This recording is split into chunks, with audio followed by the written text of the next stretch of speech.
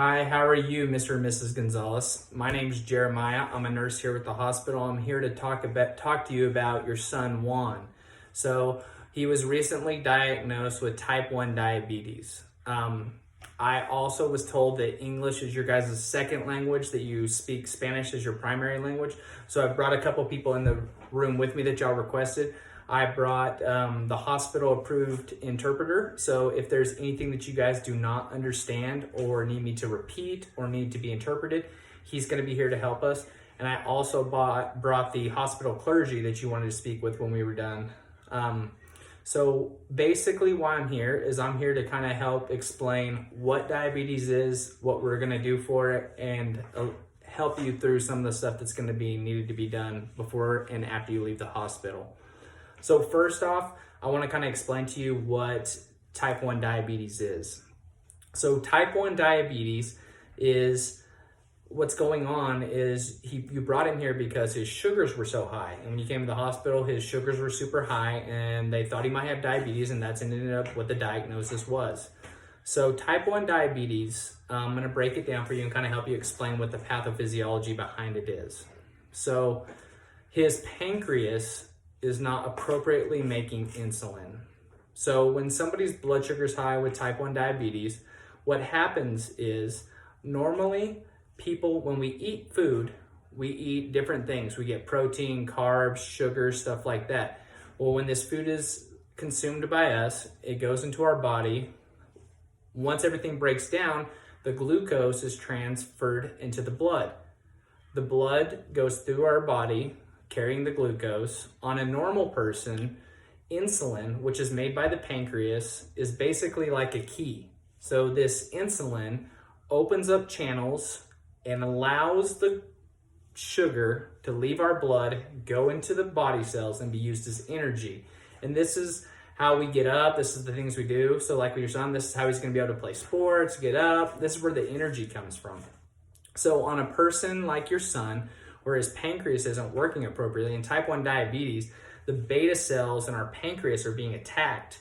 He's not making insulin, so that sugar is just trapped and it has nowhere to go.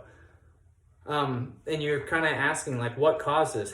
What happened? Well, basically what it is, it's an autoimmune disease. His body was just confused and it attacked those beta cells in his pancreas, and it caused them not to work well, or not work at all.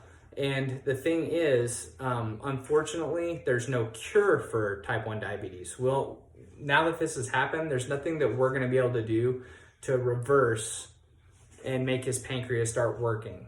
But there are things that we can do to treat it where he can feel better, and will help his sugar levels get on a more appropriate level, and he'll feel a lot better.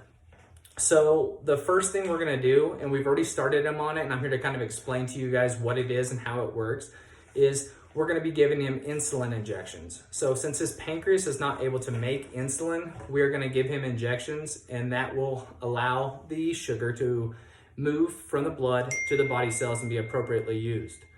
So how do we know how much insulin to give him? This is where you guys are going to play an important part in this disease process and management for him at home. So since he's so young and not able to fully understand how to treat his disease yet, what we're going to do is we're going to get you guys a glucometer, and we're going to teach you how to use it. So in a glucometer, what it is it's a machine that we will take a blood sample. Normally we'll poke a finger, we'll get a blood sample, and it'll tell us what his blood glucose or blood sugar level is. And from this blood sugar level, we'll be able to know how much insulin to give him, when to give it to him, and then his blood sugars will go to a normal level. So this is known as a sliding scale. We're gonna go over that with you, and your doctor is the one that's gonna give you an actual of how much and what type of insulin to give, when to give, and how to give. Some other things that we want to go over with, and I'm gonna help you guys with, is we wanna bring in some of the other members of our hospital team. So with diabetes, diet is extremely important. We're gonna bring in one of our hospital nutritionists. This nutritionist is going to come in and going to go over certain things about what foods are okay to eat. She's going to talk with you I know you guys said that you like to eat a lot of different Hispanic foods, and you were asking about some herbal remedies and stuff like that. She, along with the physician, are going to be able to go over and tell you what's appropriate, what's not appropriate. They're going to tell you how to do the carb counting and help you with the diet to assist with the insulin and the disease process. Another person that I'd like to bring in from the hospital team members, we have a diabetic coordinator here.